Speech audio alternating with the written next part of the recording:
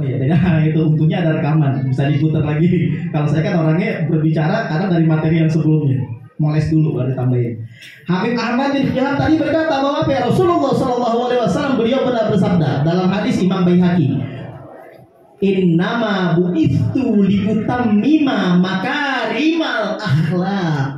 Sesungguhnya aku Rasulullah diutus oleh Allah tidak lain, kata Habib kalimatul hasri innama balaghah, tidak lain melainkan hanya untuk menyempurnakan akhlak. Bu, dulu para bu jahiliyah ada lahir cewek nih, termasuk Umar bin Khattab, tapi Umar kan luar biasa, masuk Islam bertobat nggak pernah lagi, jadi terhapuskan. Apa itu?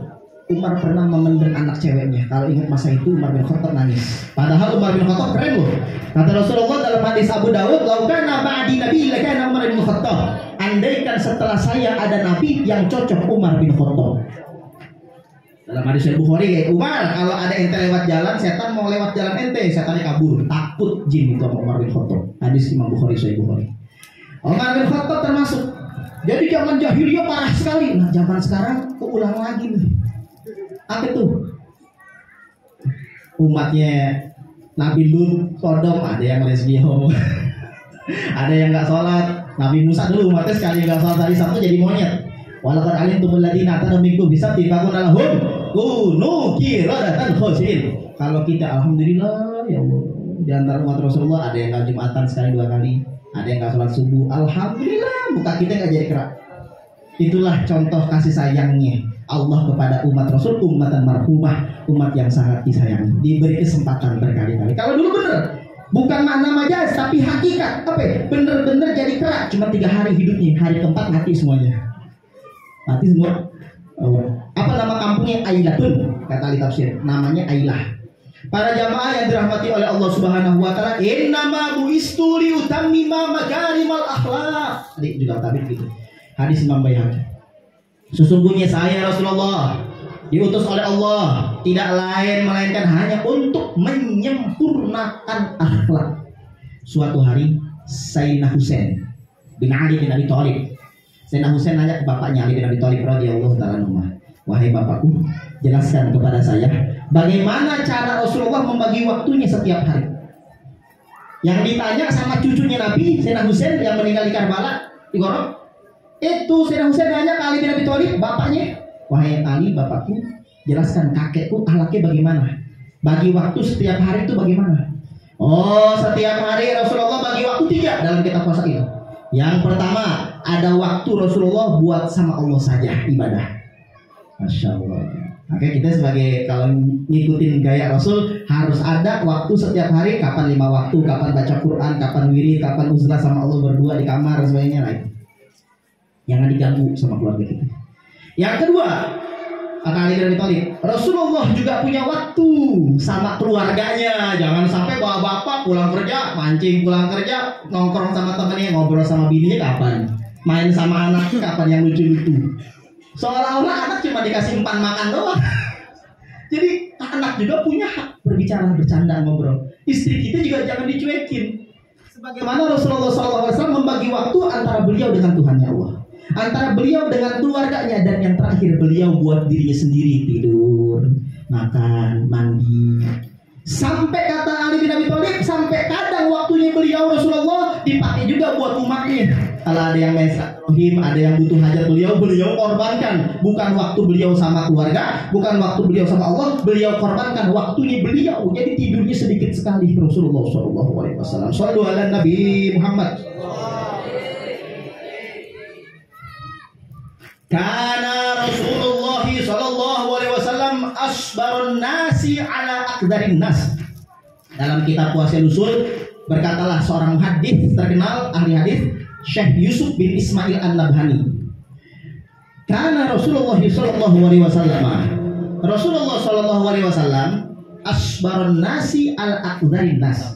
Orang yang sangat sabar menghadapi kejahatan manusia. Saya dengarkan, ini termasuk akhlak Rasulullah, Pak dan Ibu jamaah. Itu orangnya sangat sabar menghadapi kejahatan manusia. Ingat gak kisahnya Rasulullah sama Zaid bin Harisah ketika beliau dakwah ke negeri Taif, Bani Thaqif. Kalau Ustadz Idris, Bu, Pak, ceramah dikasih mic, enak. Kalau Rasul, aduh sakit banget. Ustadz Idris jamaah tadi datang disambut sama santrinya, Imam Ghazali pada berdiri sama jamaah sebagian ya. Ada air putih disambut. Kalau Rasul disambit, nggak dikasih air putih, boro-boro pakai kipas angin. Saya juga malu. Ceramah bukan apa-apa, kenapa? Sama Rasul perjuangannya, masya Allah jauh banget. Rasul boro-boro kipas angin, boro-boro ada air putih, seret.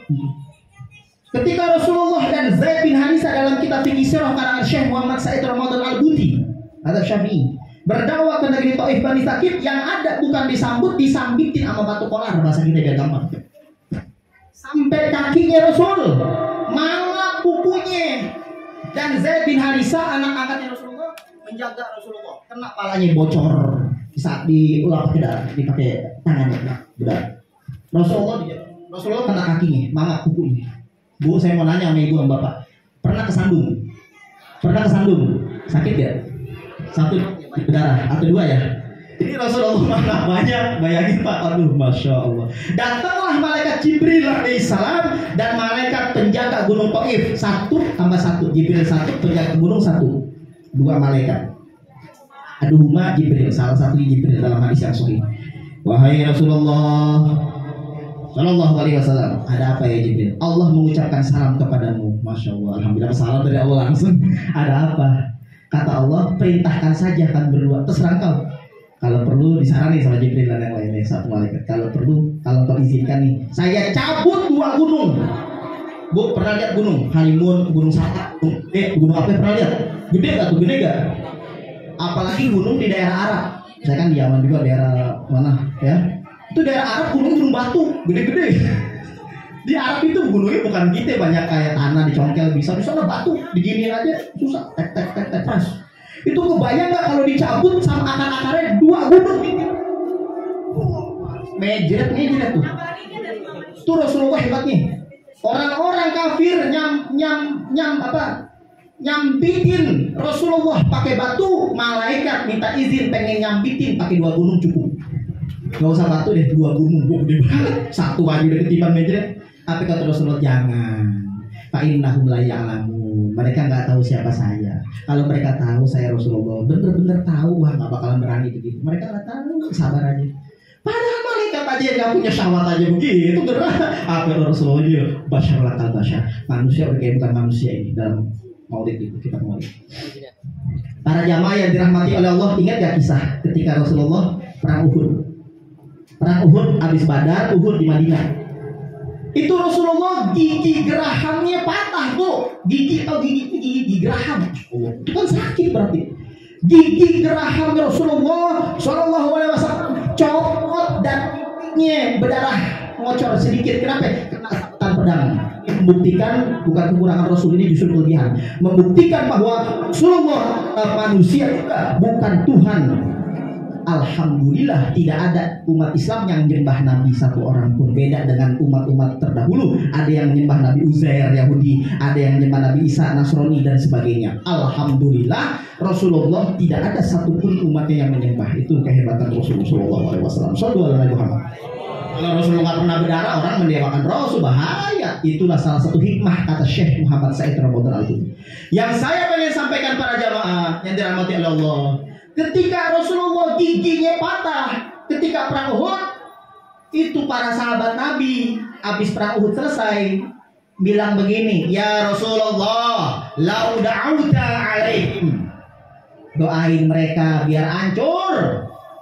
Para sahabat Nabi setelah Abu Bakar Siddiq aja emosi, bayangin Pak, Abu Bakar Siddiq kan lemah lembut, emang Umar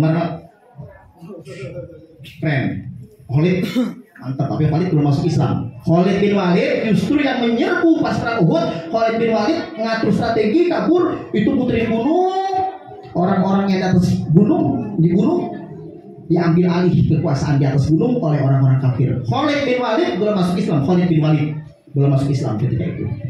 Apa jawaban Rasul ketika sahabat Nabi minta, ya Rasulullah, lau da'auta alaihim, andaikan kau doain mereka binasa, ayo sekarang yang Rasul doain biar mati semuanya. Apa kata Rasulullah, Bu? Gimana? Ustadz Idris giginya patah kena musuh, sobek pipinya, kira-kira gimana? Boleh deh. Oh, boleh deh dikit aja toh. Atau apa? Ya sudahlah, ditegur aja. Itu setelah sahabat, jangan bilang Ustaz, enggak begitu. Setelah sahabat Nabi aja minta. Sahabat Nabi kan hatinya lempeng-lempeng, enggak kayak gitu. Sahabat Nabi loh lebih dari wali kutub derajatnya. Gak bisa disamakan sama wali kutub. Sahabat Nabi langsung melihat Rasul dan beriman. Itu kata Rasulullah, inni lam asla'anan iyan wa rahmatan Allahumma hdi qaumi fa innahum la ya'lamun. Keren gak? Keren. Inni lam asla'anan, wahai sahabatku, aku Muhammad ini tidak diutus sebagai pelaknat. Mati lo, mati lo, hancur lo, gunung. Nggak begitu. Saya diutus oleh Allah, nggak begitu. Habis umat saya. Kalau saya begitu, mati, bahaya. Lakin buistu da'iyan, aku diutus untuk mendakwah mereka semua, mengajak ke jalan Allah Subhanahu wa ta'ala. Rahmatan, aku diutus sebagai rahmat. Wa ma arsalnaka illa rahmatan lil alamin. Tadi apa? Wa ma arsalnaka illa rahmatan lil, tidaklah kami Allah mengutus engkau ya Rasulullah melainkan sebagai rahmat kasih sayang bagi semesta alam. Masa ada orang yang menebar kasih sayang ucapannya mati lo, hancur, mati. Ya nggak mungkin lah. Walakin akan tetapi saya ini buistu, diutus da'iyan wa rahmatan. Yang enak ujungnya Allahumma hdi qaumi fa innahum la ya'lamun. Ajib. Sahabat Nabi bilang mati ya Rasulullah, Allahumma hdi qaumi fa innahum la ya'lamun. Ya Allah, berikanlah hidayah kepada mereka kaumku. Mereka tidak tahu siapa jati diri saya sebenarnya. Terbukti ucapan Rasul. Dari kasus itu Khalid bin Walid radhiyallahu anhu, Saifullah al-Maslul julukannya, pedang Allah yang terhunus, tidak pernah kalah perang satupun, masuk Islam. Ketika sedang perang melawan orang-orang kafir, Khalid bin Walid pakai peci baja, atasnya ada apa tuh? Ada rambut. Ketika pecinya jatuh, ketika melawan di Nabi palsu Musailimah al-Kadzdzab di Yaman, itu peci bajanya jatuh. Orang-orang masih perang, Khalid ngambilin peci baja. Kata sahabat Nabi yang lain, pakai aja peci yang lain, banyak itu yang udah mati tuh, ambil aja. Gak mau peci aneh, mana peci aneh? Tangannya begini, treng. Ini hadis sahih. Pakai lagi ketemu. Setelah perang, orang-orang nanya Khalid, kenapa tadi peci ente jatuh? Ente repot dari peci, masih perang, ente kacau ente. Begini, lihat di atas peci aneh, ada apa? Siapa itu? Nggak tahu. Rambutnya Rasulullah Shallallahu Alaihi Wasallam. Musyrik Ustaz, musyrik apa kalau enggak? Baru kata. Yang penting kita jaga akidah kita ke Allah Subhanahu Wa Taala. Itu sangat mencintai Allah Subhanahu Wa Taala dan Rasulullah Shallallahu Alaihi Wasallam. Khalid bin Walid sangat mencintai Allah dan Rasulnya.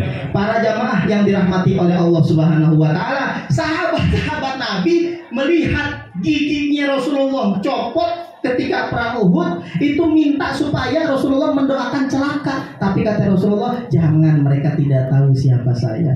Ingat gak kisahnya orang Yahudi yang nimpukin Rasulullah pakai kotoran dari atas pohon, disuruh sama Abu Jahal. Itu kan masuk Islamnya gara-gara apa? Ketika lagi sakit dijenguk sama Rasul. Kata dia orang kafir, ini Abu Jahal yang nyuruh saya, gak pernah jenguk saya pas sakit. Engkau musuh saya, jenguk. Saya masuk Islam. Asyhadu an la ilaha illallah wa asyhadu annaka Muhammad Rasulullah. Para jamaah yang dirahmati oleh Allah Subhanahu Wa Taala, Rasulullah kalau negur orang, yu'allimuhul adaba birifqi. Rasulullah kalau negur orang mengajarkannya dengan lemah lembut, dengan lemah lembut. Bahkan dalam kitab Wasail, madoroba Rasulullah Shallallahu Alaihi Wasallam ahadan qat. Rasulullah tidak pernah memukul orang sama sekali, kecuali fisabilillah, di jalan Allah. Kalau di jalan Allah perang iya, kalau biasa enggak. Bahkan kata Anas bin Malik, 10 tahun saya melayani Rasul, tidak pernah keluar dari mulut Rasul ada lagi kan Rehan bikinin Ustadz air putih, masih keluar gitu, kadang gitu ke santri. Rasul mah nggak begitu. Anas bin Malik radhiyallahu anhu ngelayan Rasulullah 10 tahun. Rasulullah nggak pernah keluar ucapan. Rasulullah tidak pernah mengatakan lima sona'atahu, kenapa kamu berbuat seperti ini Anas. Rasulullah tidak pernah mengatakan lima taraktahu, kenapa kau tidak melakukan ini, kenapa kau tinggalkan, tidak pernah. Bahkan sebaliknya kata Anas, Rasulullah pernah mendoakan saya, Allahumma aksir malahu wa waladahu wa barik lahu fima rozaqtahu. Ini amalan agar kita banyak duit, banyak anak. Yang masih mandul ini bacain begini, biasa para kiai amalannya gini, kalau ada yang belum kawin, belum punya anak-anak, biasanya didoakan dengan doa gini. Anas bin Malik ketika didoakan sama Rasulullah benar-benar manjur, Allahumma aksir malahu wa waladahu. Ya Allah, banyakin hartanya Anas, banyakin anaknya Anas bin Malik, wa barik lahu fima rozaqtahu, berkahkanlah rezeki yang kamu berikan kepada Anas. Hadis Imam At-Tayalisi dalam kitab Musnadnya. Anas bin Malik didoakan Rasul, usianya nyampe 103 tahun, punya anak jumlahnya 100 anak. Jadi kalau ada pertanyaan, Ustaz, kasih saya pertanyaan, siap. Siapa sahabat Nabi yang paling banyak anaknya? Jawabannya Anas bin Malik. Berapa? 100 anak, karena meninggalnya 103 tahun. Dapat doanya manjur. Dan Anas termasuk sahabat Nabi yang muda tapi duitnya paling banyak. Kalau yang tua kan Abdurrahman bin Auf, Utsman bin Affan, itu tua-tua duitnya banyak. Tapi kalau yang muda Anas bin Malik duitnya paling banyak di antara sahabat Nabi yang lain. Allahumma akfir malahu wa waladahu wa barik lahu fima razaqtahu. Itu luar biasa. Shallu ala Nabi Muhammad. Ada orang Arab Baduy Pak, kencing di Masjid Nabawi. Saya mau nanya Pak Bale nih sama pengurus jamaah di sini, ada yang punya masjid musola, maksudnya menjadi DKM-nya ya, atau ini kira-kira ada orang asing, bukan orang gila, orang asing masuk ke masjid buka celana kencing. Kira-kira kita gimana? Weh, gitu gak? Weh, gitu. Benar nih. Demikian pula sahabat-sahabat Nabi ketika melihat orang Arab Baduy kencing, pengen negor, weh. Terus termasuk Umar, Abu Bakar, Siddiq, Utsman, Ali itu pengen lagi. Duduk, sabar dulu. Sampai selesai, Rasul deketin sini dulu. Kenapa wahai Rasulullah sini? Inna hadhil masajida la tasluhu li syai'in minal qadari wal bauli wal khala. Dengan lembut. Sesungguhnya masjid-masjid ini termasuk Nabawi, masjid yang lain ini juga termasuk semuanya. La tasluhu li syai'in minal qadari wal bauli wal khala. Tidak boleh ya dibuang kotoran di dalamnya, sampah, dibuang baul kencing, khala dijadikan nggak boleh. Untuk kencing bukan nggak boleh ya. Siap. Coba kalau sudah, sini loh, sini. Kira-kira benci gak orang Arab Baduy itu ke Rasul? Benci gak ke Rasulullah? Orang kalau negornya keras kira-kira benci gak? Tapi Rasulullah, inna hadhil masajida la tasluhu li syai'in minal qadari wal bauli wal khala. Akhirnya orang Arab baru baik ya Rasulullah. Udah deh, sahabatku, ambil air. Itu juga ikutan dia, ambil air, disiram. Gitu. Kalau kita Pak nih ya Pak ya, dengerin nih Pak ya, kita semua juga sama. Kalau ada yang belum paham tentang adat-adat masjid, di masjid nggak boleh begini, kita ngajarin pelan-pelan. Kenapa? Takutnya kalau kita terlalu keras, apalagi karena kecil, takutnya nggak mau ke masjid lagi, kapok. Bener gak? Anak kecil dilarang ke masjid, kapok gak? Takutnya kapok, generasi muda kita hancur, yang tua-tua meninggal, yang muda nggak mau ke masjid dan ke musola. Shallallahu alaihi Muhammad. Ada orang Arab Baduy yang lain dalam kitab Wasail, minta duit dan makanan ke Rasul. Ya Rasulullah, minta duit, minta makanan, dikasih sama Nabi. Dikasih. Ahsantu ilaik. Nabi nanya di depan sahabat Nabi, aku sudah baik sekarang ke kamu? La wala ajmantah. Bayangin loh Pak, Rehan minta duit, Ustaz minta duit gitu. Duit, minta duit ya. Nih. Anak udah baik ente? Enggak baik Ustaz. Gimana kira-kira? Tidak baik ya Rasulullah. Sahabat Nabi marah, kurang ajar. Orang minta udah dikasih, nawar. Orang minta nih, dikasih sama Rasulullah. Rasul nanya, ahsantu ilaik, aku baik sekarang ke kamu? Apa kata dia? La, tidak. Wala ajmantah, kau tidak baik. Akhirnya apa Rasulullah? Jangan marahin. Saya kasih dikasih lagi, nanya lagi. Sekarang sudah baik. Naam. Inilah akhlaknya Rasulullah SAW. Karena Rasulullah SAW aktsarun nasi tabassuman wa dhahikan, dalam kitab Wasail, hadis Rasulullah itu orang yang paling sering tersenyum dan tertawa. Suatu hari Rasulullah puasa sunnah. lagi makan korma sama Nabi, sama Ali bin Abi Thalib pas buka puasa. Tapi Ali bin Abi Thalib pengen bercandain Rasulullah. Di situ ada sahabat Nabi yang lain makan korma, Sayyidina Ali itu biji kormanya disempilin, dideketin ke Rasul. Rasul lagi ngobrol sama sahabatnya, ditaruh. Kata Sayyidina Ali bin Abi Thalib, ya Rasulullah Sallallahu Alaihi Wasallam, engkau makan kormanya banyak banget. Rasulullah nggak begini, apa sih lo diem lo, nggak begitu. Kita kan kadang-kadang kalau ada yang bercanda kita nggak bercanda, bete juga kita yang bercanda, betul nggak? Rasulullah nggak begitu. Oh, saya banyak ya? Iya. Perasaan saya Ali, tadi ente makan korma juga. Bijinya mana bijinya? Wah luar biasa. Kalau saya makan korma, bijinya nggak dimakan tuh banyak bijinya. Kalau ente sama biji-bijinya dimakan, berarti ente yang paling parah itu. Tawa semua yang hadir di situ. Inilah gaya Rasulullah Sallallahu Alaihi Wasallam. Suatu hari dalam hadis Abu Daud dan Tirmizi dalam kitab sunannya, Rasulullah nantangin Aisyah lomba lari. Aisyah istriku, makanya jadi suami jangan tegang-tegang banget begini. Masuk ke kamar, Assalamualaikum, malam. Rasulullah nggak begitu. Aisyah sini. Apa wahai suamiku? Lomba lari. Ayo lomba lari. Kalah Rasulullah. Kalah kata Aisyah. Kenapa? Hadis Abu Daud dan Tirmizi. Aisyah baru kawin, baru nikah sama Rasul, masih kecil kata Aisyah. Badannya kan mama ngaku deh, mama dulu waktu baru nikah kecil apa gede badannya? Agak kecil biasanya gitu kan. Nah, beberapa tahun kemudian kata Aisyah, Rasulullah ngajakin lomba lari lagi. Aisyah, ayo lomba lari lagi. Oh siap ya Rasulullah. Sekarang karena Aisyah, kata Aisyah, badan saya sudah gemuk sekarang. Rasulullah mengalahkan saya dan beliau mengatakan, kemenanganku hari ini membalas kekalahanku terdahulu. Dan ketawa-tawa beliau suami istri. Ini kan contoh harmonis Pak. Kita kan banyak lah kalau pengen romantis sama istri kita, nonton bareng atau lomba lari bareng atau lomba makan bareng, lomba makan bareng atau lomba renang, apa aja lah kita akal-akalin. Kalau ditua mungkin apa gitu. Supaya apa tujuannya? Cair suasana di rumah, jangan tegang, Suatu hari Abu Bakar Siddiq, cerita yang lain, biar kita cerita biar nggak ngantuk. Abu Bakar Siddiq minta izin ke Rasul.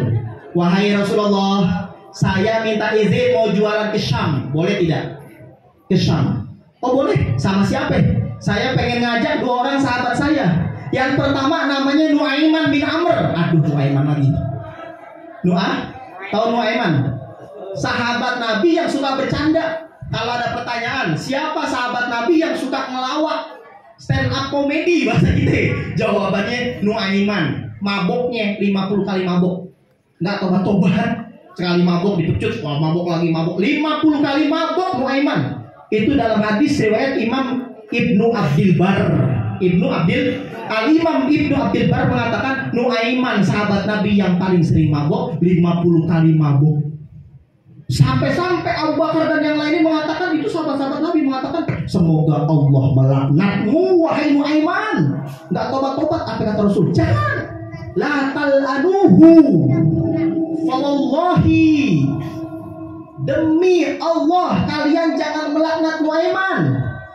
Nuaiman itu fa'innahu yuhibbullaha wa rasulahu. Nuaiman itu di hatinya ada cinta kepada Allah dan Rasulnya. Hajir. Makanya Bu, begini Bu, segede-gedenya maksiat kita berzina, pernah berzina, zaman dulu ya, pernah berzina, bapak-bapak pernah berzina juga sama cewek, ya, pernah mabok, ya, pernah judi dan sebagainya. Kalau sekarang di hati kita ada cinta sama Allah dan Rasulnya, kita berharap agar kita jadi Nuaiman. Kenapa? Di saat yang lain bilang semoga Allah melaknatmu Nuaiman karena mabok, kan dosa besar 50 kali mabok. Apa kata Rasul? La tal'anuhu, jangan kalian melaknat Nuaiman. Fawallahi, demi Allah, ma'alimtu illa annahu yuhibbullaha wa rasulahu. Aku tidak tahu tentang Nuaiman, melainkan yang aku tahu Nuaiman itu cinta sama Allah dan Rasulnya. Saking cintanya Nuaiman bingung. Kalau sahabat Nabi yang lain bisa sodako, saya orang miskin. Kalau Abu Bakar Siddiq orangnya yang rajin ibadah. Kalau saya bisa apa? Ya sudah, saya ngelawak aja. Akhirnya Nuaiman diajak sama Abu Bakar Siddiq jualan di Syam. Nuaiman bin Amr namanya. Karena biasa kalau kita ngajak orang yang kocak, biasanya di jalan nggak ngantuk. Bener nggak? Rame aja kalau di jalan. Assalamualaikum. Diem aja. Kita kan juga nggak enak ya gitu ya. Ini Nuaiman diajak. Satu lagi yang diajak namanya Suwaibit bin Harmalah. Suwaibit Nah sekarang Nuaiman pengen bercanda sama Suhaibin. Kita lihat gimana bercandanya Nuaiman. Parah banget, parah pokoknya. Nuaiman sama Suhaibin bin Harmalah dan Nuaiman bin Amr diajak sama Abu Bakar Siddiq, dua orang sahabat tadi. Nyampe ke Syam, di pasar Syam, Abu Bakar Siddiq lagi jualan, itu Nuaiman lapar. Suhaibin, iya ada apa? Bin Harmalah, iya ada apa? Minta roti dong, roti yang dibawa Abu Bakar Siddiq. Oh nggak boleh, kan belum diizinin sama Abu Bakar Siddiq. Dikit, saya lapar, dikit, izin dulu. Dia minta dikit, enggak, marah Nuaiman. Wah, gue kerjain loh. Akhirnya Nuaiman pergi ke pasar, bilang begini, wih, saya punya budak. Zaman dulu kan budak diperjualbelikan. Saya punya budak, siapa yang mau membelinya dengan harga murah nggak apa-apa. Bener nih, cakep banget, budak cakep. Ada yang kurang, nggak ada cacat. Bekas cambukan nggak ada, bekas ini nggak ada. Tapi kekurangannya satu, apa? Kalau nanti kamu nangkep dia bakalan teriak kekurangan ini. Kekurangan akalnya satu apa? Dia bakalan teriak, jangan ambil saya orang merdeka bukan budak. Nah kalau ente dengar berita begitu, ambil aja. Ternyata bener, pas diambil Suhaibin bin Harmalah teriak-teriak, jangan ambil saya, jangan jual saya bukan budak, saya merdeka. Kata orang-orang pasar, jangan dihiraukan, kata tuannya tadi begini kekurangannya. Akhirnya dijual di pasar Syam. Datanglah Abu Bakar Siddiq habis jualan. Hai, Nuaiman bin Amr. Iya, mana itu? Suhaibin bin Harmalah. Udah ada jual. Abu Bakar Siddiq marah enggak? Enggak marah. Kok dijual? Gimana? Diceritain tuh, bla. Habis saya lapar begini, ketawa-tawa Abu Bakar Siddiq. Waduh, ya udah, dibeli lagi sama Abu Bakar. Dibeli lagi Abu Bakar Siddiq. Diceritain sampai ke Madinah, Rasulullah nyeritain lagi. Abu Bakar Siddiq nyeritain ke Rasul. Wahai Rasulullah, Nuaiman tuh parah. Gimana gini. Rasulullah marah enggak? Ketawa-tawa sampai kelihatan gigi rahamnya. Setelah waktu tersebut berlalu, setiap ada tamu datang ke Rasulullah suka nyeritain Nuaiman kisah tentang itu. Saya punya teman namanya Nuaiman pergi sama Abu Bakar Siddiq ke Syam sama teman dia, dijual dia sama Nuaiman.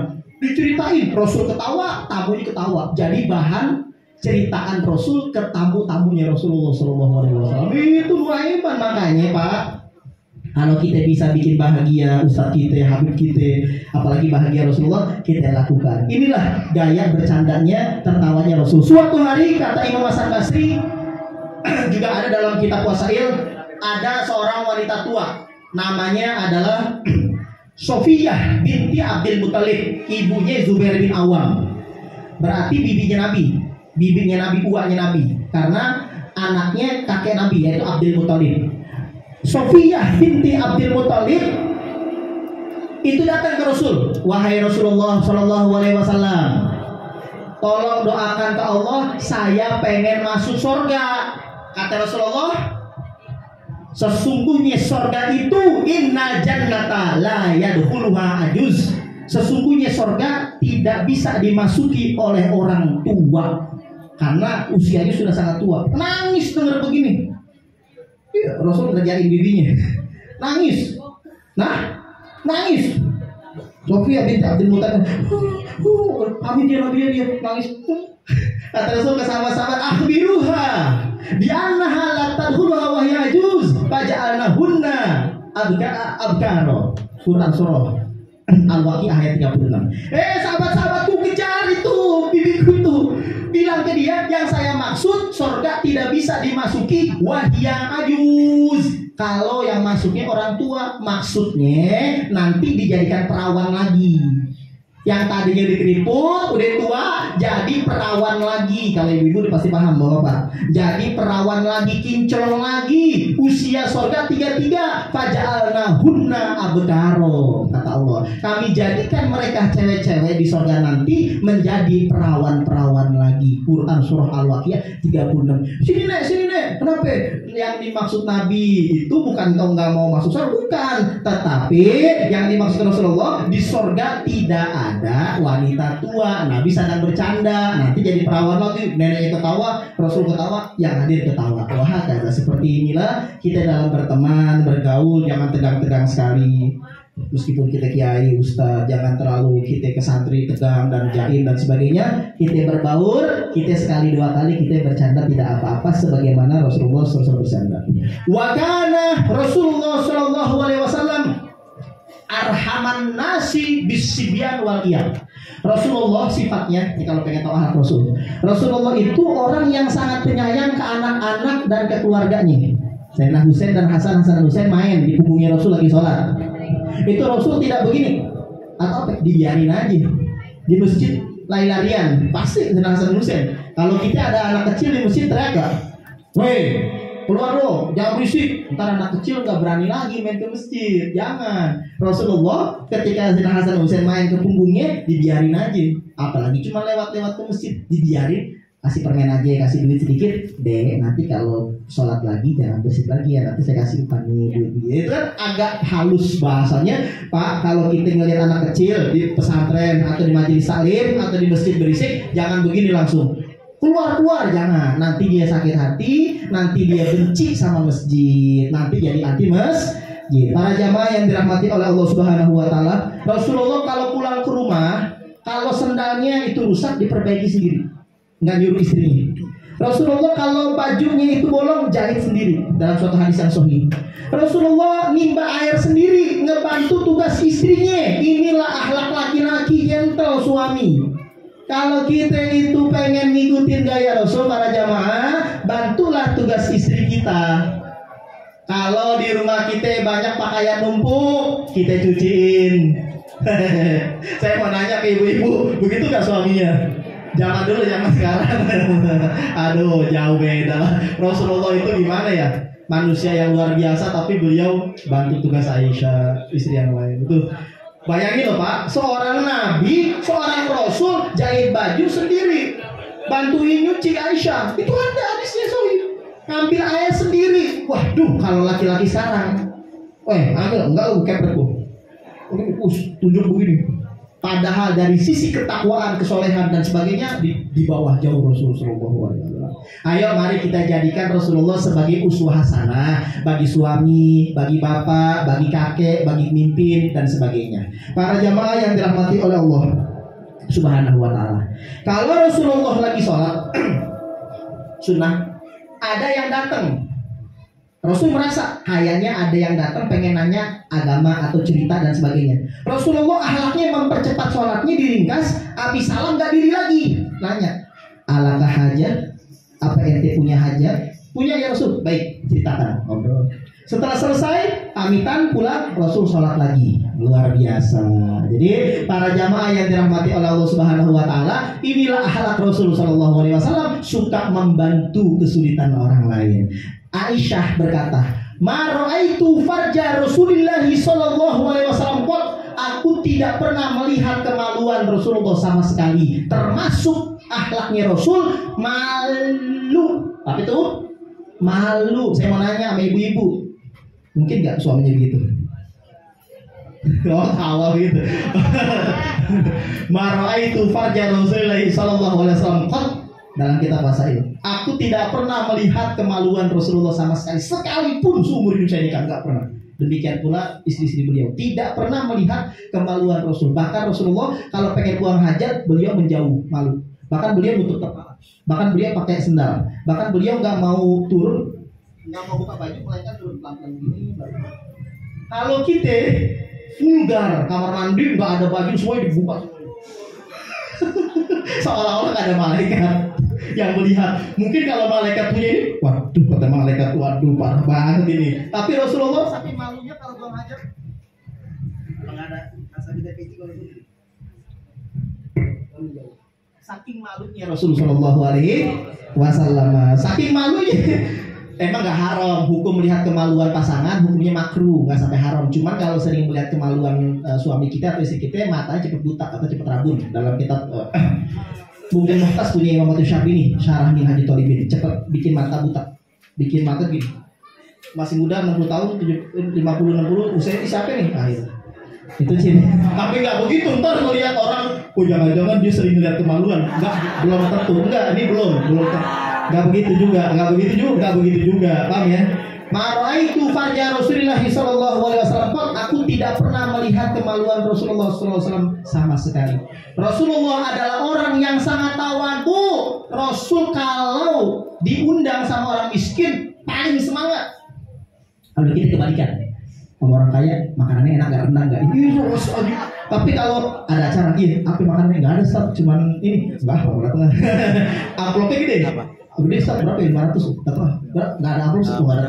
Rasulullah itu kalau yang undangnya orang miskin datang itu. Kalau orang kaya ya datang juga, cuma biasa. Rasulullah Pak, Bu, dalam kitab Wasil Usul ila Syama'il Rasul sallallahu alaihi wasallam, Syekh Yusuf bin Ismail An-Nabhani. Kalau tadi Habib bilangnya Syama'il karena ada dua kitab referensi sejarah, ada Syama'il bin Izzi, ada Wasil Usul punya Syekh Yusuf bin Ismail An-Nabhani. Dua-duanya referensi ulama-ulama Hadramaut. Rasulullah sallallahu alaihi wasallam suka makan sama orang miskin. Dan beliau nyatu sama mereka di tengah-tengah mereka, nongkrong bareng sama orang miskin, makan bareng. Saya mau nanya ke jamaah, ada gak orang kaya di daerah jamaah, orang kaya banget ya, yang makannya di warteg atau di tongkrongan makan sama orang miskin? Ada gak? Ada gak? Berarti dia niru gaya Rasulullah SAW. Rasulullah suka berbaur. Rasulullah itu tidak malu naik himar, keledai. Kalau ada onta-onta, ada kuda-kuda, ada himar-himar. Gede-gede bahasa kita kalau ada pecek-pecek, kalau ada motor Supra X, kalau ada motor Astra, kalau ada motor Supra-Pit, kalau ada sepeda. Kalau ada kereta-kereta, ada gak zaman sekarang kiai atau ustadz tidak malu naik kereta api, padahal dikaya, padahal diberi ilmu, tidak malu naik motor butut yang kenal poting ngebul. yang bahan kecil, dia harus pakai motor yang bagus, mobil yang bagus, dia harus terlihat tampil mewah di hadapan orang lain. Kalau ada, hati-hati, tak dikhawatirkan keserang penyakit hati. Sebab Rasulullah tidak milih-milih pakaian, Rasulullah tidak milih-milih gaya hidup. Apa yang ada, baju kadang tambelan dipakai, kadang peci dipakai, seadanya aja. Itulah sederhananya Rasulullah SAW. Kalau Rasul bawa himar, terkadang ngebonceng siapa? Atau onta, Jamal ngebonceng Abdullah bin Abbas. Pertanyaan saya, ada gak zaman sekarang seorang guru bonceng muridnya? Seorang ustadz bonceng muridnya? Aturan kan sebaliknya. Kalau ada berarti dia sedang mengamalkan, pengen seperti Rasulullah SAW. Pengen sifat tawadu, tidak pengen didewa-dewakan, dikultuskan. Karena Rasulullah, kalau Ibnu Abbas pengen naik onta, Ibnu Abbas sih saya aja lu, nggak belakang. Inilah yang bawa. Demikian pula yang lainnya, ada Abu Bakar Siddiq, Umar dan banyak, yang Abdullah bin Mas'ud dan yang lainnya. Kalau termasuk Budel, kalau pengen naik, belakang, ada yang bawa. Itu kerennya begitu Rasulullah. Padahal kan pemimpin. Ketika masuk ke kota Mekah, Fathul Mekah, Rasulullah nunduk begini. Padahal Fathul Mekah kan ditunggu-tunggu. Bahasa kita Mekah takluk. Kalau saya misalkan atau jamaah yang jadi Rasul 10 tahun nunggu kemenangan di Madinah, sekalinya masuk ke Daru, kira-kira gimana? Lo ya yang dulu dia mau gue ya? Sini. Rasul nggak begitu, masuk kepala yang nunduk, tawadu kepada Allah. Makanya Allah memilihnya sebagai Nabi Rasul akhir zaman. Man tawadu'a lillahi rafa'ahullah. Hadis Sahih Bukhari. Siapa yang tawadu karena Allah, rendah hati, Allah angkat derajatnya setinggi-tingginya. Siapa yang sombong, Allah rendahkan makomnya serendah-rendahnya. Ya Allah, jangan sampai kita hadir sini menjadi orang yang sangat sombong. Amin, amin ya Allah ya Rabbal Alamin. Sebelum saya tutup ceramah pada malam hari ini, kita akan memberikan tips agar kita tidak jauh dari Rasulullah SAW. Cara agar kita bisa sering mimpi ketemu Rasul. Tapi saya juga sedang berusaha ya. Jangan sampai kita seumur hidup belum pernah ketemu Rasulullah, apalagi di usia 40, 45, 50 tahun. Aduh, malu-maluin. Ya, nanti alasannya takdir Ustaz. Aduh, kalau piala takdir mah iya takdir. Cuman kan kita harus jangan jadi Jabariyah atau Qadariyah. Kita kan Asy'ari Maturidi. Bahwa takdir memang ada, tapi kita harus usaha dan doa. Maka ada beberapa caranya agar kita jangan jauh-jauh dunia dan di akhiratnya sama Rasulullah SAW. Ya, syukur-syukur bisa masuk surga Firdaus. Kata para ulama, amalan yang pertama adalah cinta. Cinta. Saya mau nanya nih, ibu-ibu, bapak-bapak, cinta gak di hatinya sama Nabi? Cinta tidak di hatinya sama Rasulullah? Saya yakin ini masih bertahan. Jam berapa sekarang? Ada? 10, 12. Masih bertahan sampai jam 10:12. Karena apa? Saya datang dari pondok ke sini tadi habis dipijit sama santri karena enak badan, dan saya bertahan sampai sekarang karena siapa? Saya cinta sama Rasulullah di dalam hati saya, meskipun hanya bisa mengamalkan amalannya ya biasa-biasa saja. Makanya ada seorang Arab Badi dalam hadis Sahih Bukhari datang ke Rasulullah, wahai Rasulullah, Sallallahu alaihi wasallam, mata sa'ah. Kiamat itu kapan? Nanya kiamat. Jawaban Rasul, wa ma'atat talaha. Ente nanya kiamat udah siap apa? Diem. Loh, siap apa ya? Aduh, tanya udah siap apa? Belum siap. Itu siap apaan? Hubbullah wa rasulah. Saya hanya ada cinta sama Allah dan Rasulnya. Kalau amalan ya biasa-biasa aja, paling yang wajibnya doang. Apa kata Rasulullah? Anta ma'aman ahbabtah. Kamu akan dikumpulkan bersama dengan orang yang kamu cintai. Waduh, Anas bin Malik dengan hadis ini langsung bilang, saya paling senang dengan hadis ini. Itu kata Anas bin Malik. Tidak ada satu hadis Rasul pun yang lebih menggembirakan hati saya daripada ucapan Nabi kepada orang Arab Badui. Anta ma'aman ahbabta. Kamu akan dikumpulkan bersama dengan orang yang kamu cintai. Saya Anas mencintai Allah dan Rasulnya, tapi tidak bisa beramal seperti Abu Bakar Siddiq, Umar dan yang lainnya. Tapi dengan cinta saya berharap bisa berkumpul bersama mereka di surga Firdaus. Amin amin ya Allah ya Rabbal. Amalan pertama cinta. Amalan yang kedua, banyak-banyak baca sholawat. Tadi Habib bilang, kata Rasulullah dalam hadis Imam Tirmizi, aulan nas bi yaumil qiyamah aksarhum alayya sholat. Orang yang paling dekat sama saya di hari kiamat, orang yang paling banyak membaca sholawat kepada saya. Tuh. Jadi pulang-pulang dari sini jangan maulid sekarang, pulang lupa lagi sholawat. Minimal 100 kali kalau dari guru-guru kita di Yaman, di Tarim. Kalau hari Jumat 300 kali minimal. Atau kalau malas-malas banget 80 kali. Hari Jumat, hari biasa kalau bisa 100 kali, hari Jumatnya 300 kali, sebagaimana dalam kitab Wasail Usul, sebagaimana dalam kitab Takrirat Sadidah punya Al-Habib Hasan bin Ahmad Al-Kafi. Para jamaah yang dirahmati oleh Allah Subhanahu wa taala, sigohnya bagaimana? Bebas, yang paling simpel, Allahumma sholli wa sallim ala sayyidina Muhammad wa ala ali sayyidina Muhammad. Cuman Bu, Pak, kalau sholawatan jangan lupa pakai salam. Jangan Allahumma sholli ala sayyidina Muhammad wa ala ali sayyidina Muhammad. Hukumnya makruh. Ngucapin sholawat gak pakai salam makruh, kata Imam Nawawi dalam kitab Al-Azkar, punya Imam Nawawi itu Syafi'i. Kata Imam Ghazali pun sama dalam kitab Ihya Ulumuddin. Abu Hamid Muhammad bin Muhammad Al-Ghazali At-Tusi. Sebaliknya, salam gak pakai sholawat, alaihi salam. Nabi Muhammad alaihi salam. Nabi Muhammad alaihi salam. Makruh.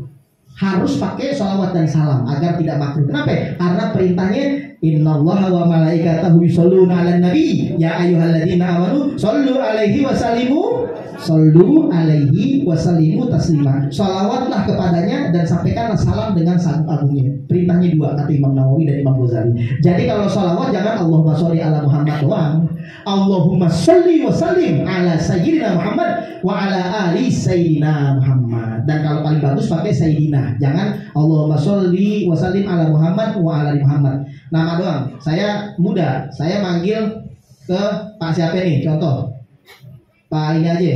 Siapa? Misalkan Pak Balek, Pak nih, lek. Kurang aja Ustaz, mentang-mentang lo punya ini. Nah, apa jadinya kalau kita bilang Muhammad. Siapa Muhammad? Muhammad siapa kita? Waduh, kayak temennya aja, kurang ajar. Makanya kata Imam Romli, paling bagus madzhab Syafi'i. Menurut pendapat yang mutamad, sunnah mengucapkan sayyidina ketika tasyahud awal dan akhir. Oh, jangan Allahumma sholli ala Muhammad wa ala ali Muhammad. Jangan sholawat Ibrahimiyah sampai fil alamin innaka hamidum majid pakai sayyidina, kata Imam Romli madzhab Syafi'i dalam kitab Nihayah.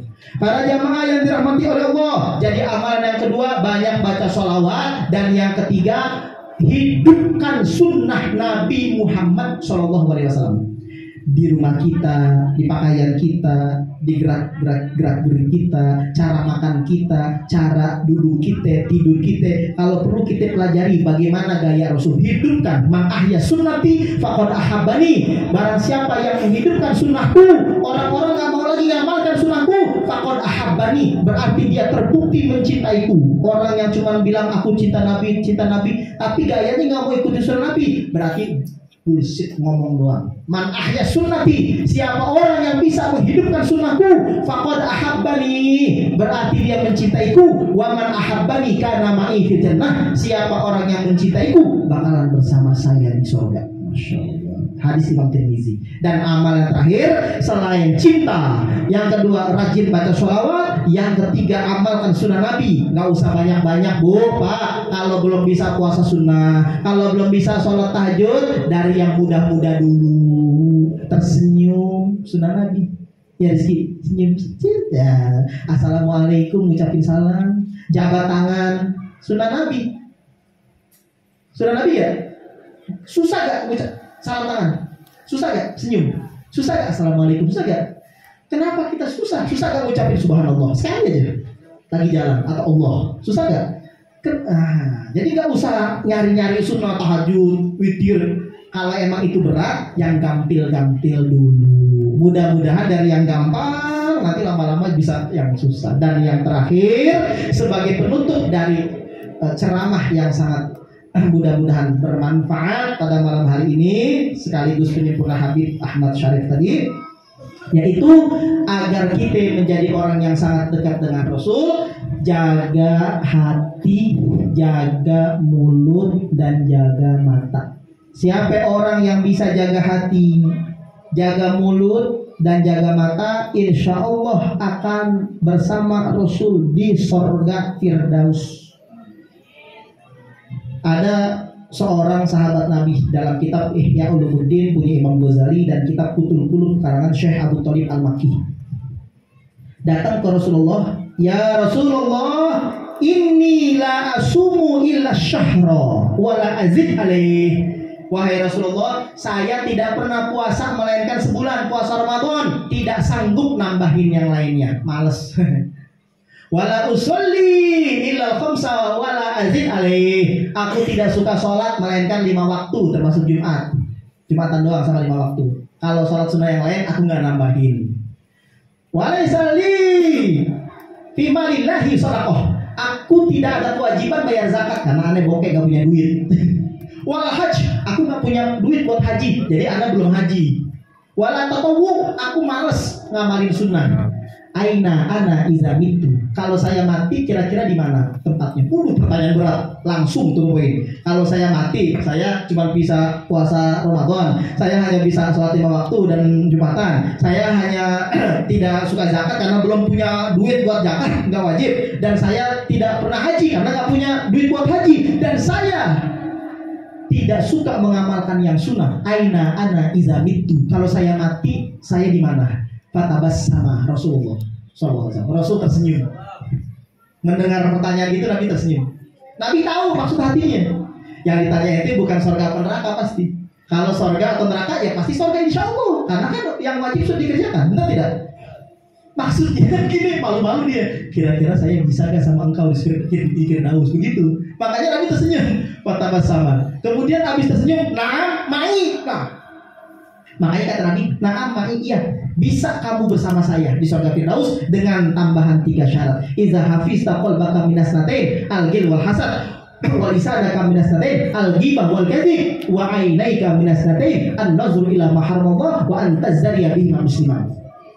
Iya, kamu bisa bersama saya di surga Firdaus dengan 3 syarat tambahan kalau malas melakukan amalan sunnah berat-berat. Yang pertama, tidak hafiz qalbaka minas natain, jaga punya hati dari 2 dosa, al-ghillu wal hasad, dendam dan iri. Bu, ada rasa dendam gak di hati? Marah ke tetangga bertahun-tahun, kalau ketemu assalamualaikum. Lebaran yuk, lebaran. Najis banget gua sama dia, meskipun saudarane, najis, putus hubungan sama aneh. Pokoknya gua putus hubungan, gak bakalan sudi sebelum ente duluan ke rumahnya. Bahkan kalau perlu sujud dulu, gak boleh, mantap. Pokoknya dari sekarang lo gue sampai hari kiamat, masya Allah. Itu namanya dendam. Tapi kalau marah mah manusiawi. Marah. Kita kesal sama orang, marah. Tapi kalau ketemu ya senyum, negur, assalamualaikum, dan hubungannya rajut kembali. Tapi kalau dendam itu bener-bener mencoret nama dia dari hati kita, dan kita beranggapan dia bukan saudara kita lagi, padahal innamal mu'minuna ikhwah. Sesungguhnya yang namanya orang mukmin semuanya saudara. Ya namanya selek mah jangankan ini, banyak lah selek mah. Karena kita ngumpulin satu otak itu susah, kepalanya beda-beda. Jadi hilangkan rasa dendam dalam hati kita. Saya juga sama santri tanya, kita sedang mengkaji kitab tasawuf buat apa kalau kita di hati kita masih naruh rasa dendam kepada seorang mukmin itu. Gak ada, hilangkan sebelum tidur. Bahkan jangan tidur, tidaklah kita bangkit dari majelis ini melainkan ridhoin, ikhlaskan orang punya salah biar Allah ngebalasnya di hari kiamat. Yang kedua, al-hasad, iri hati. Saya mau nanya sama jamaah, punya iri gak? Iri tetangga beli mobil, kita bilang begini, boleh ngepet tuh, jangan-jangan miara tuyul, jangan-jangan miara leak, jangan-jangan muja, jangan-jangan sugi, jangan-jangan korupsi, jangan-jangan terus. Padahal aduh, tetangganya beli ini, kita sakit hati, dendam, nantinya kena ain, kita yang ngeluarin ain ke orang lain. Nggak boleh. Jadi tidak boleh punya penyakit hati berupa dendam dan iri hati. Tapi kalau gini boleh, misalkan Ustadz Idris punya motor, punya mobil, santri bilang begini, saya pengen punya mobil sama motor kayak Ustadz, itu bukan iri. Itu boleh gitu. Kalau iri itu kita pengen orang lain nikmatnya api silang, kalau perlu kecelakaan atau kebakaran rumahnya, pengen menghilangkan nikmat dia, itu nggak boleh. Tapi kalau kita pengen seperti itu nggak apa-apa, boleh tanpa menghilangkan nikmatnya. Yang kedua, kalau pengen bersama saya Rasulullah di sorga, selain jaga hati, walisanaka minas natain, jaga lidah dari dua dosa, al-ghibah wal kadzib, gosip dan berdusta. Ini mama langsung teriak, oke, dosa gibah, Bu. Saya kasih tahu nih ke ibu-ibu bapak, apa ya? Kalau kabar belum tentu benar, jangan kita suka gibahin orang. Ya, kenapa? Nanti kerugi, kesian orang yang kita gibahin. Kalau sudah benar pun itu juga tidak bagus. Kenapa? Kalau perlu kita langsung datengin ke orangnya, kita tegur baik-baik dan sebagainya. Intinya jangan dibiasakan penyakit gibah. Boleh gak usah gibah? Boleh dalam 6 kasus. Dan itu panjang kalau dibahas sekarang. Salah satunya kalau ada kemaslahatan dalam gibah tersebut yang mencangkup tentang agama. Misalkan lo jangan main sama dia mabuk, ntar lo ketularan. Itu kalau kita niatnya supaya dia tidak kena pergaulan, gak apa-apa. Tapi kalau niatnya jelek-jelekin, tidak boleh. Barang siapa yang menjelek-jelekan saudaranya yang pernah berbuat dosa, tidak akan mati dia sebelum melakukan dosa yang sama. Man 'ayyara musliman bizambin lam yamut hatta ya'malah. Siapa yang menyebarluaskan aib saudaranya tentang suatu dosa tidak akan mati, kata Rasulullah, sebelum dia melakukan dosa yang sama. Ibu, misalkan kita ngomongin orang, tetangga saya berzina, tetangga saya mabok, kita nggak bakalan mati, susah mati kita sebelum kita juga berzina juga, sebelum kita mabok juga. Habis mabok baru kita mati, begitu. Jadi matinya lama. Kenapa? Biar kita disuruh tobat dulu sama Allah. Hanya orang kadang-kadang panjang umur bukan enak. Kenapa? Maka dikit, mungkin kita agak banyak salah atau dosa, makanya pernah ada gak sakaratul maut dia agak lama. Kenapa? Ya itu dia maksudnya. Kenapa? Karena ada dosa adami, ada dosa manusia terkadang. Hati-hati, jaga mulut dari gibah dan dusta, bohong. Bohongin bini, punya duit banyak dibilang gak punya duit, bininya minta duit, gak ada duit. Padahal istri itu kan mau minta duit ke siapa lagi? Masa punya suami 2 kan gak mungkin. Paham ya? Gak mungkin punya suami 2. Kalau laki-laki mungkin satu-satunya sembunyi-sembunyi, jamaah ada gitu kan, paham ya? Misalkan begitu ya. Kalau istri kan nggak boleh, paham ya? Pasti mintanya ke laki-laki, ke suami juga begitu. Dan yang terakhir, wa ainaika minas natain, jaga mata dari 2 dosa. An-nazru ila ma haramallah, memandang yang Allah haramkan. Maaf nih, bapak yang masih hobi, ibu juga sama. Mata ini terus-terusan aja nonton porno. Masa cinta Nabi makan bokep porno? Nonton porno paling sering kan, bener kan nih? Kelihatan itu porno malam-malam ngeliatin HP-nya, bener kan tuh? Jangan, kalau dia hadir maulid ini, jangan, itu kebiasaan. Saya yakin kecanduan pasti. Jangan, kalau nanti pengen lihat begitu lagi, ingat ucapan Ustaz Habib, waduh saya kan sudah cinta Rasul, masa begini? Nanti Rasulullah melihat, waduh, kacau nih, kata Rasul. Aduh, saya emang bisa Rasul melihat? Bisa. Dalam hadis yang sahih, Rasulullah melihat amal umatnya setiap hari. Kalau kita setiap hari Jumat, kalau Rasul setiap hari, khususnya hari Senin, Kamis, dan Jumat, amal disetorkan, dihadapkan ke Rasul, Rasul bisa melihatnya. Paham ya Pak ya? Jadi Rasulullah melihat kalau ada yang jelek, aduh, istighfarullah, saya minta istighfar ke kamu. Ya dosanya si bulan, santri si bulan, kenapa dia sering begini. Jadi jangan pandang yang haram lagi Bu ya Pak. Kalau ada film-film yang jorok nih, misalkan adegan Korea ya, atau adegan-adegan apa lagi ya, Boleh nonton sinetron, tapi kalau ada adegan yang kurang bagus dan romantisnya terlalu, kita skip, lewat aja atau ini. Kenapa? Nanti mata kita tidak pernah. Makanya jujur deh, saya bukan dari mana. Jujur aja, kita lagi berusaha. Pernah ketemu Rasul? Pernah? Dalam mimpi? Itu terkadang hijabnya mata kita. Apa itu? Banyak dosanya gitu. Makanya kita bareng-bareng aja supaya kita bisa lebih dekat sama Rasulullah. Mata kita nggak kuat kan kalau lagi ada ceramah karena suka ngantuk, lagi baca Quran karena suka ngantuk, lagi baca kitab karena suka ngantuk, kegedean dosanya dosa matanya. Makanya sebelum ngaji istighfarkan dosa mata agar saya tontonin begini, baca Quran begini. Kadang salat tahajud, padahal siang tidur, tahajud tidak kuat. Kenapa? Nih, makanya kata para ulama termasuk hukuman yang paling besar ketika orang susah bangun malam. Tandanya siangnya buat dosa yang belum Allah maafkan. Ciri-ciri orang berbuat dosa siang atau pagi atau sore, malamnya nggak bakalan bisa bangun, nggak akan bisa, nggak akan sanggup. Jangankan suruh baca Quran, jangankan suruh sholat, bangun aja agak susah sampai subuh morok. Para jamaah yang dirahmati oleh Allah Subhanahu wa taala, dan dosa yang kedua mata, wa antazdariya bihima musliman. Jangan anggap remeh orang muslim dengan matamu. Nah, dia miskin, saya ustaz, dia santri, pasti saya lebih alim, pasti saya lebih bertakwa. Waduh, kalau ini sampai ada di hati para kiai, di hati para ustaz, di hati para orang kaya, di hati orang yang cakep, di hati orang jelek, dia bilang bukan dia jelek, bukan ganteng. Nah, ada unsur kesombongan, maka ini namanya maksiat mata yang bisa menghijab kita dengan Rasulullah. Kalau kau amalkan tiga ini, kata Rasul di ujung hadisnya, dakhalta ma'iyya al jannah, kamu bakalan masuk surga bersama dengan saya, dengan tiga syarat. Tapi inilah dalam kitab Qutul Qulub karangan Syekh Abu Thalib Al-Makki dan Imam Ghazali dalam kitab Ihya Ulumuddin. Semoga perkumpulan kita pada malam hari ini membawa manfaatnya. Amin amin ya Allah ya Rabbal Alamin. Shallu ala Nabi Muhammad. Ya Rasulullah,